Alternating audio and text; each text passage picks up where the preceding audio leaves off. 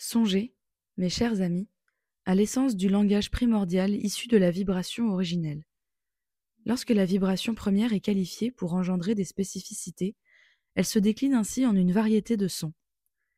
C'est pour cette raison que, dans notre structure linguistique caractérisée par une base latine et grecque, nous retrouvons des suffixes et des préfixes qui firent eux-mêmes partie des vestiges des déclinaisons des sons originaux.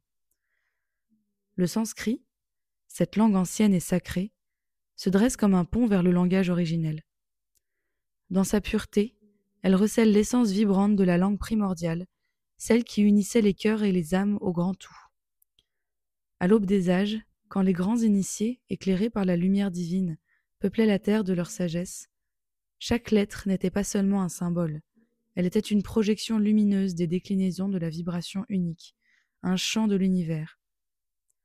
Hélas, en cette époque d'involution, notre langage, jadis sacré, s'est vu altéré par la mentalisation. Les mots, tels du sable entre les doigts, se sont dilués et désacralisés, perdant leur essence sacrée.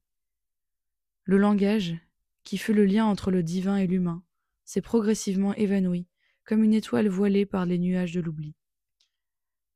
Les hommes d'aujourd'hui, emportés dans le tourbillon de la matérialité, oublient la puissance qui réside dans leurs paroles.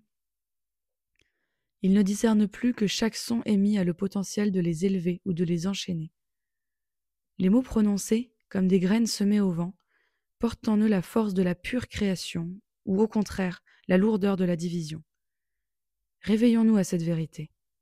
Chaque souffle, chaque syllabe sont une clé vers notre élévation spirituelle ou notre chute dans les abîmes de l'ignorance. Chaque son émis peut nous souiller ou nous soigner. Lorsque nous prononçons une injure, c'est nous que nous souillons. La première personne souillée par une énergie obscure et sale est celle qui l'utilise. Parce que l'énergie des mots passe à travers nous avant d'aller vers l'autre et se répandre dans la structure même de l'univers. Nous recevons également ce que nous avons projeté. C'est la loi des correspondances. Nous récupérons l'énergie avec les intérêts.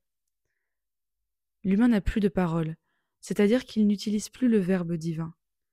La langue est si mentalisée et désacralisée que l'on estime commun de mentir. On ignore totalement les contre-effets.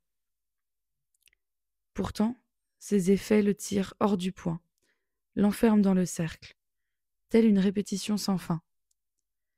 Lorsque l'on croit qu'il est possible de mentir, cela signifie que nous n'avons aucune conscience que nous sommes en train de transgresser les règles imposées par la structure du monde, les principes de paix, garants de notre santé et de notre équilibre. Nous ignorons que la distorsion que nous créons trouble non seulement chacune de nos cellules, mais vibre aussi en permanence sur notre vie en créant des dissonances à de multiples niveaux. La parole n'a plus d'honneur, plus de vibration, elle n'est plus divine, elle n'est plus alignée au centre. Elle engendre les ombres dans les effets du monde.